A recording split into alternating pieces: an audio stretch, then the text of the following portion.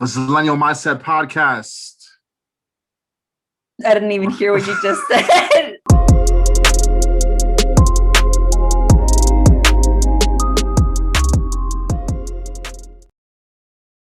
Welcome back to the Millennial Mindset Podcast. I am your host, Malik, with Jasmine. All right, so this is episode 2. Honestly, I was surprised we made it this far, but here we are.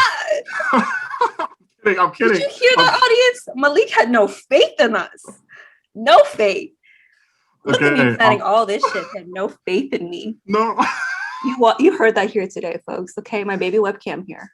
No, I'm kidding, y'all. Today we're going to be talking about dating.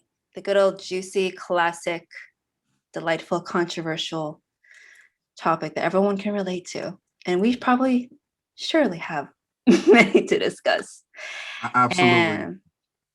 And trials and tribulations for sure. Trial and tribulations, the trial and errors of life and adulthood. It's real. Absolutely. So I think one big topic we wanted to talk about was, expectations versus reality. And what does that really mean? And I know Malik wanted to talk about that extra juicy. Absolutely. I've just something I've noticed navigating in the dating space. For those of you who don't know, I am currently retired. I am no longer an active dater. I had a good run last year, but it's come to an end just for personal reasons. But during my time, I've just noticed a lot of people have these expectations on both sides, and a lot of people don't necessarily live up to it, which is very contradictory. So I feel like if you're going to set these bars or these standards that you have for someone else, it's only fair that you yourself meet them. You see where I'm coming from? Yeah, that's some real shit. I think my biggest thing is that people don't know what they really want. That's always like the big takeaway whenever I start dating. I'm on your boat. I'm like, my tagline for 2021 so far has been single, not ready to mingle. You're retired. The gate's closed for me temporarily. You know what I mean? Wouldn't it be crazy when we both are like go back in the game? It's like at the same time. It's like, hey, I'm back in the game. Oh, me too, by the way. Whoa. It's like a fucking line. Whoa. Right. Here we are. I wouldn't be surprised though, because when we heard about each other's stories, like we both chose to be single, I think around the same time too. So nice. I think 2020 wrecked everyone in different kinds of ways in the dating scene. I'm not gonna lie. And you and I are probably in different ways.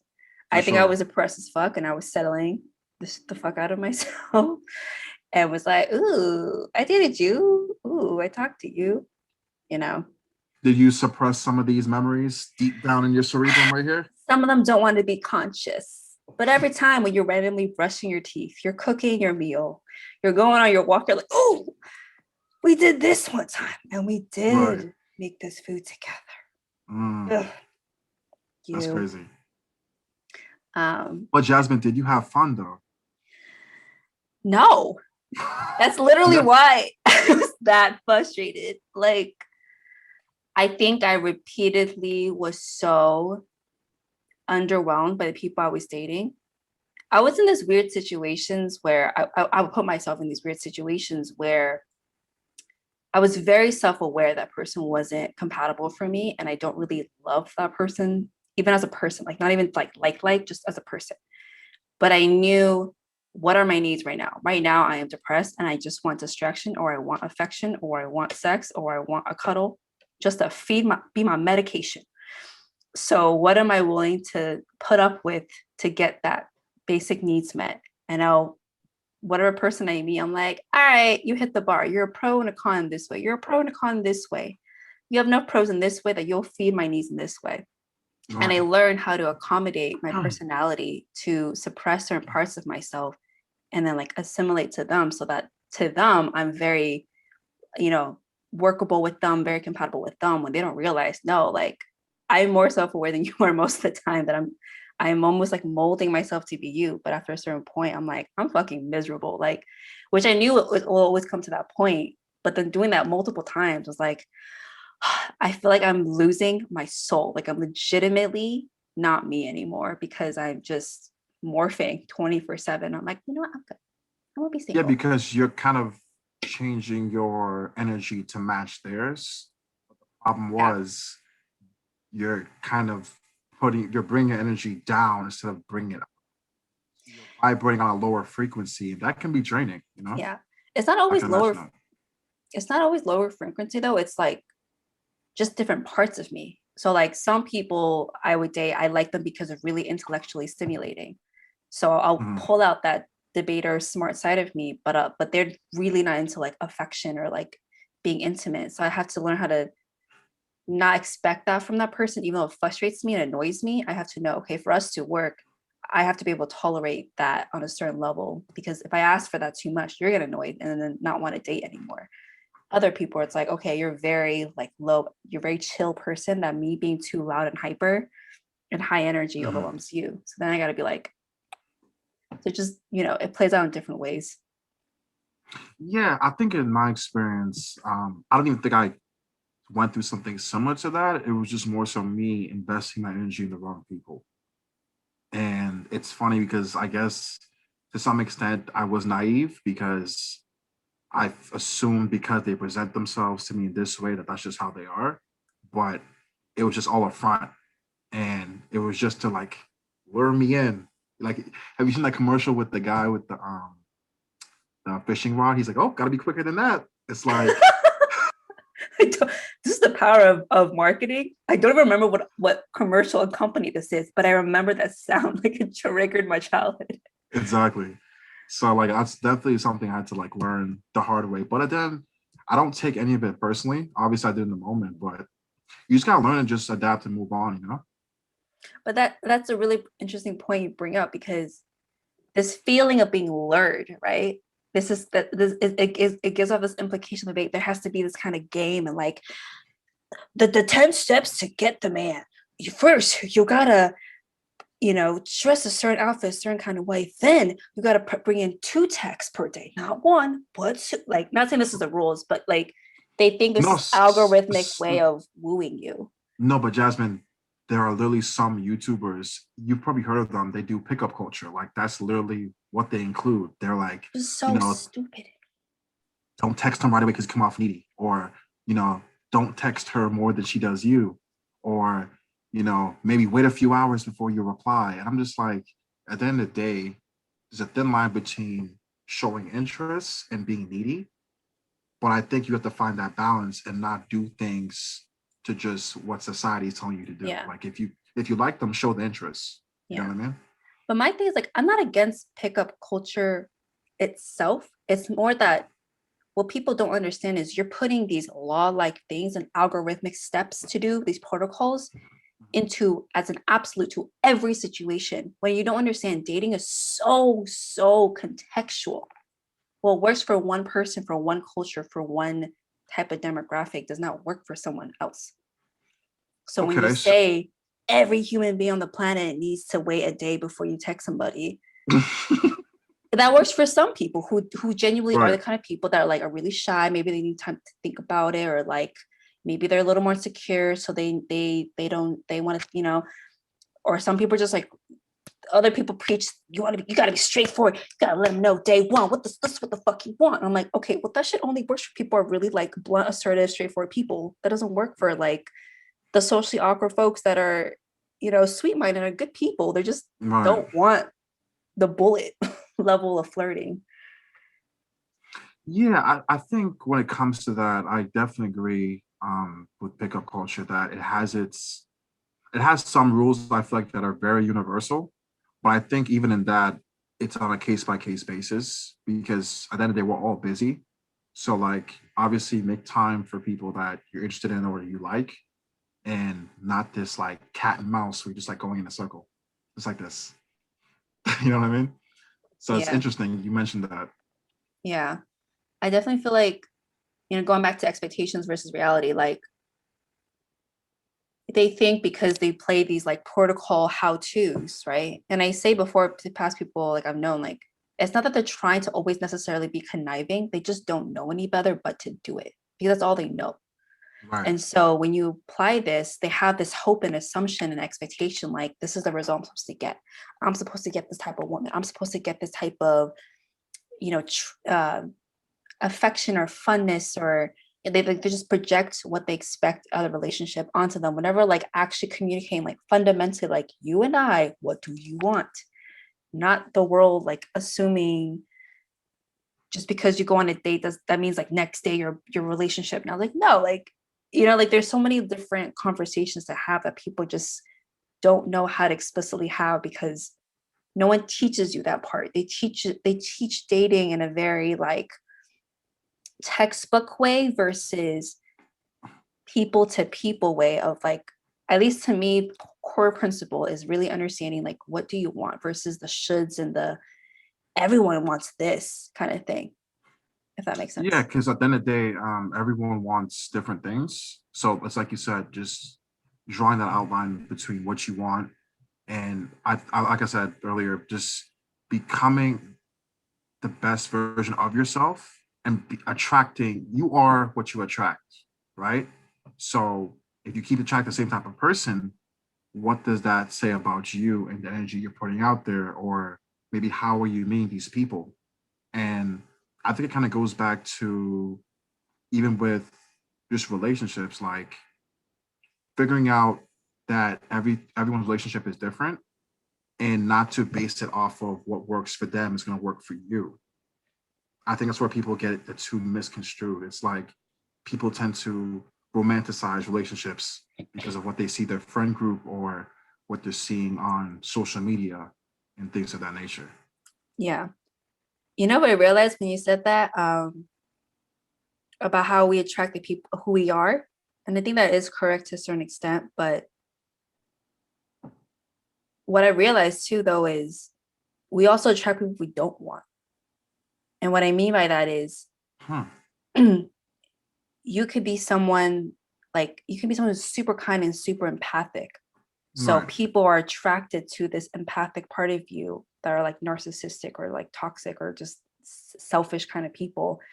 And because they want to help somebody, that can become an attraction right there. It's not a healthy attraction, but that is a very common kind of pairing.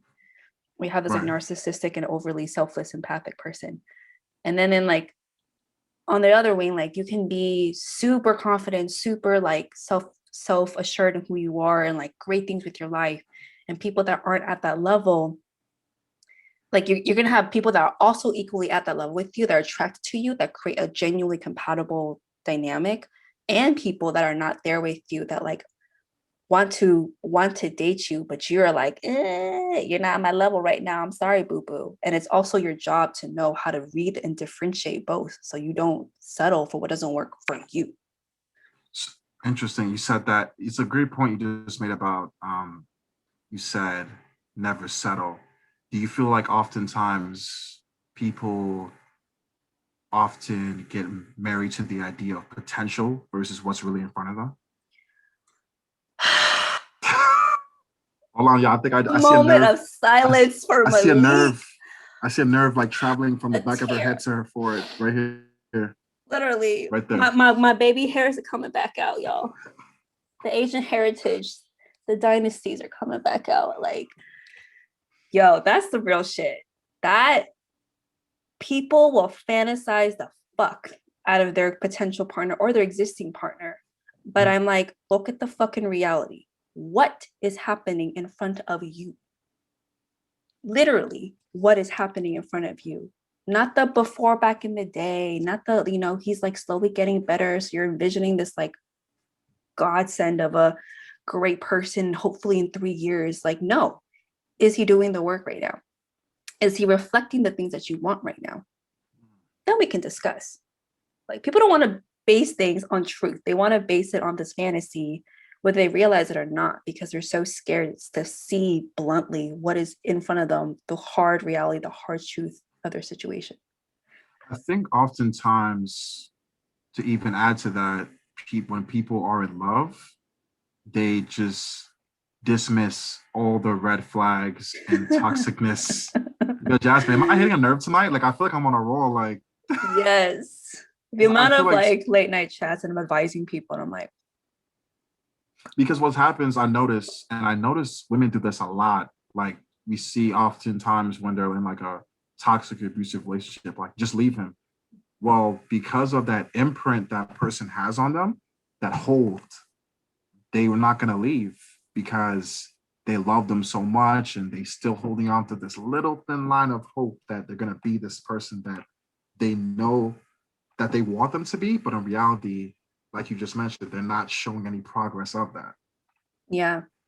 And that's the thing is like those people think being in love and love itself will solve everything. No, And not we've at been all. played into this, all of Disney, media and like all these rom-coms I hear. It's like, you do love me. It's always like this sweet girl and this bad guy, and she taught him so many lessons, and now they're together and happy ever after. I'm like, no, bitch, that is a toxic ass dynamic. You need to Yeah. go heal yourself on your own terms before you come meet her. And yes, everyone is flawed, but past that certain point, it's like you're destructive in a relationship. You're not productive. And I think people don't know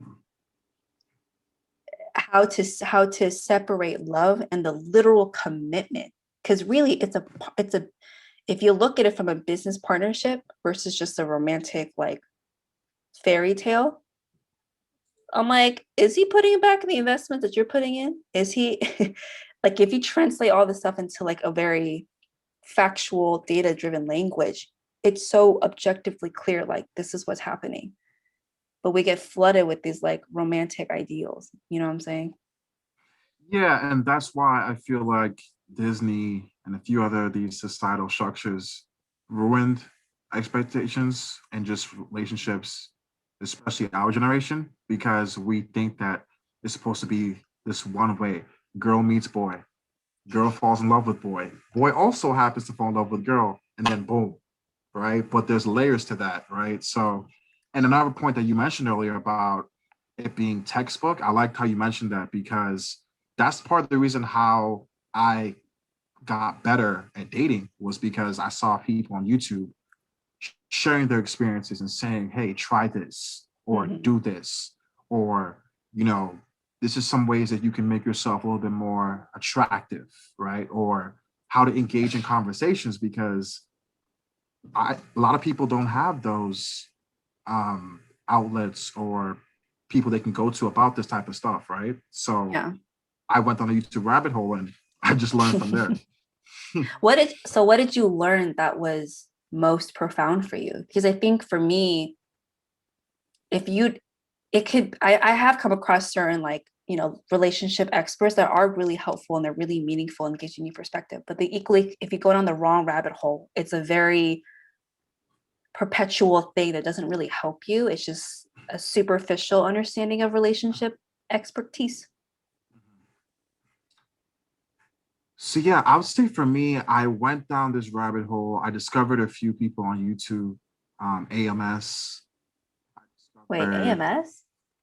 Are you familiar with them? No. Okay, so look up, just type in the words on YouTube, No. letters AMS, and also another guy, Donovan Sharp, and they kind of go into this theory called red pill. I don't want to get too much into it because it has its toxic parts, but its overall message, which I agree with, is how to pretty much date, how to become the best version of yourself, which involves finding your purpose and not centering or surrounding yourself on women.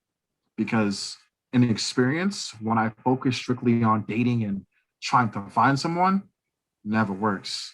But when I focus on my craft or working out or doing things consistently self-improving, that's when people tend to come towards me.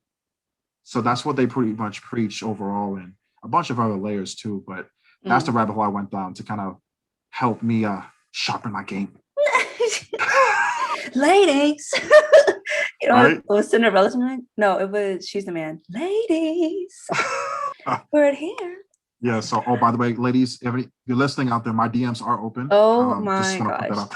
Drop your IG, folks. Get your DMs ringing. Right? Apparently, he is not. He is open to mingling again. The Nah, I'm just expiration has hit. no, I'm just messing. I'm just messing. I'm retired. But yeah, so that's pretty much what helped me, Jasmine. What about you? Like, Yeah, what was that moment for you? in specifically learning how to date. Yeah, learning, or just I guess once you realized your experiences and maybe something wasn't clicking, and then you kind of maybe spoke to people who shared experiences, or you just kind of looked up like the same results that you were getting. It's really interesting. I've never like consciously thought about this. Like I always think about like what I learned from dating, but it's like more in Mhm. an experiential sense. But I've never like wondered, has anyone ever taught me on a textbook level in the way that you like looked for it?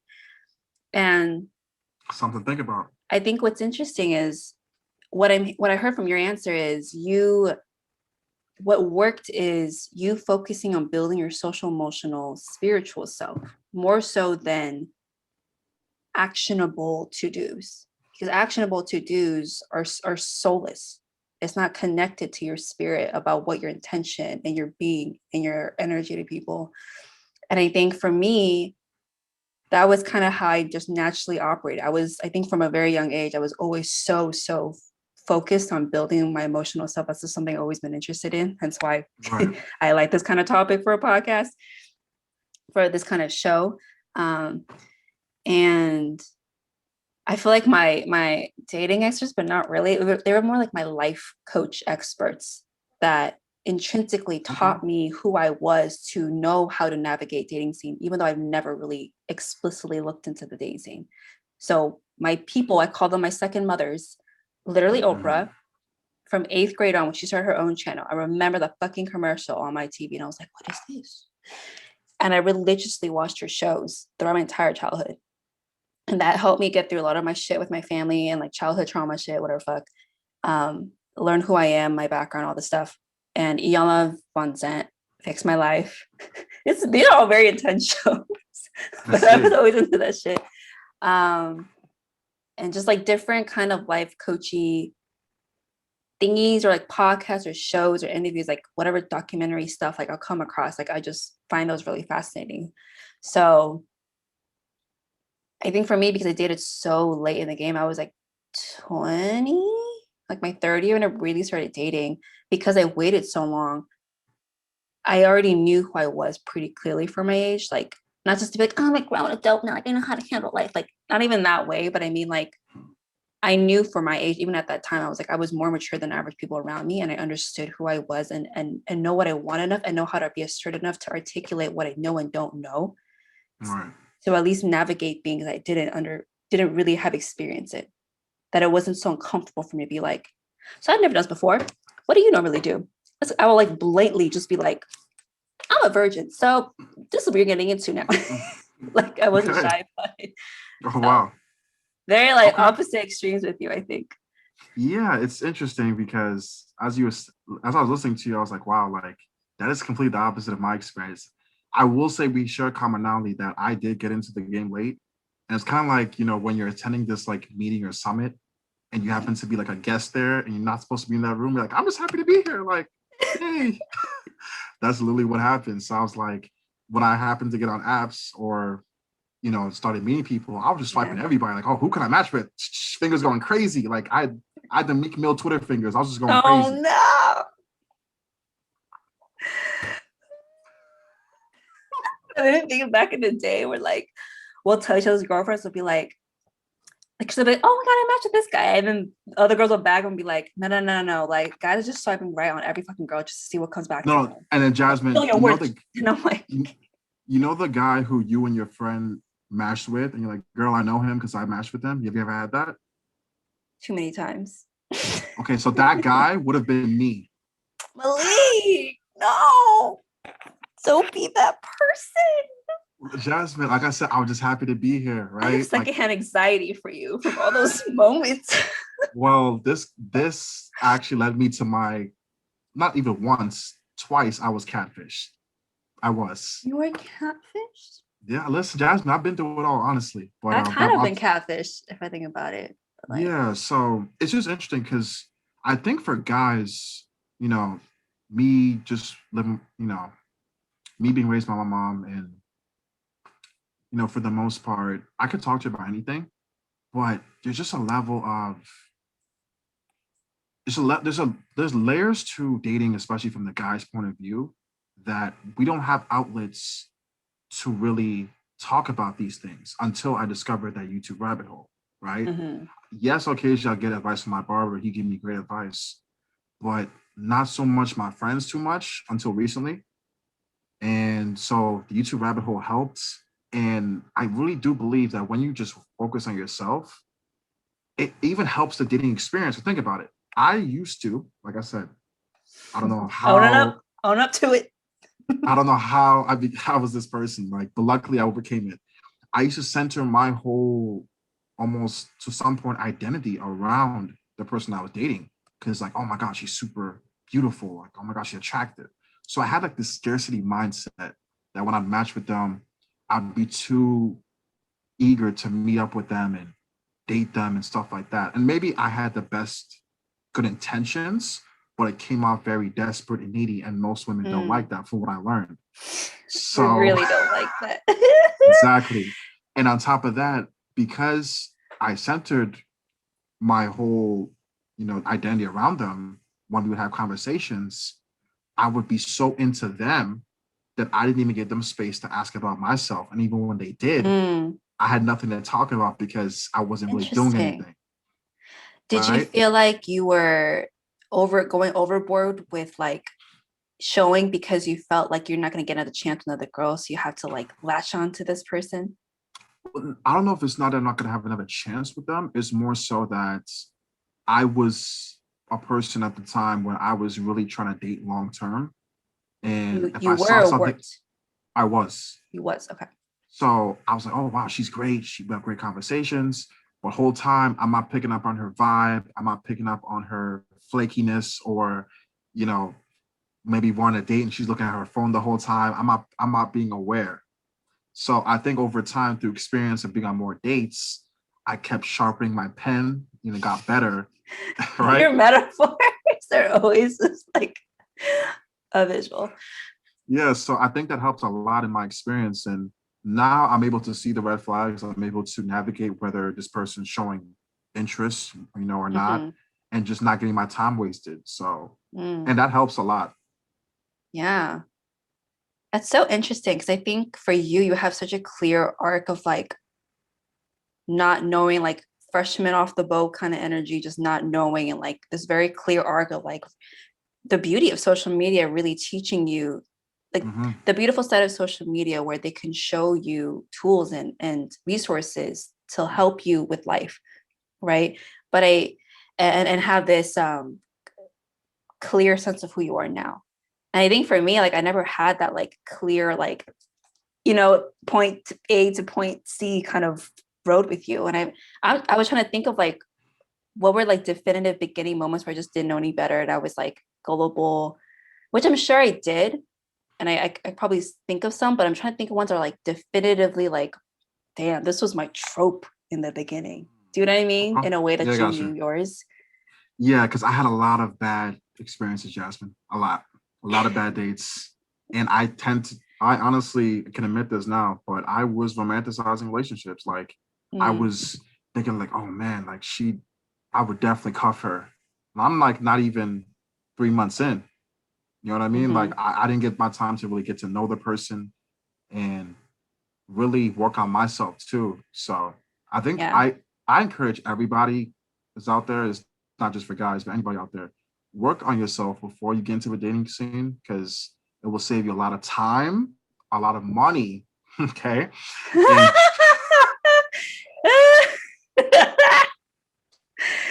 I was thinking a heterosexual dynamic, like you suffer your financially. I was yeah, getting some free meals li- left and right. I mean, I offered to I, pay half, but like listen, I'm not mad at definitely. that. That's how it goes, right? But just, it's definitely, I know people to this day that when they are dating, they have a budget. That's how serious it is for some people. Yeah.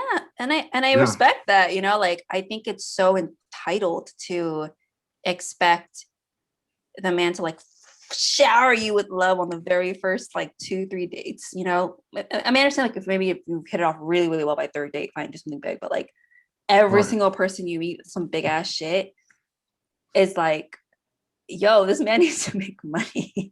And you can't Right. be so jealous where like you think you're the queen already in day one, where no other girl he's ever talked to isn't equally queen in their own way to deserve some form of budget. Like you don't get $1,000 budget, they get $5. Hold on, Jasmine. Can you repeat that for the masses? I don't Because remember what I just I this is my problem with speaking. I don't remember what I just said 10 seconds ago, but it's recorded. no, you mentioned about how people wanted to be treated like a Like, queen on the first date. He doesn't even know you. yeah.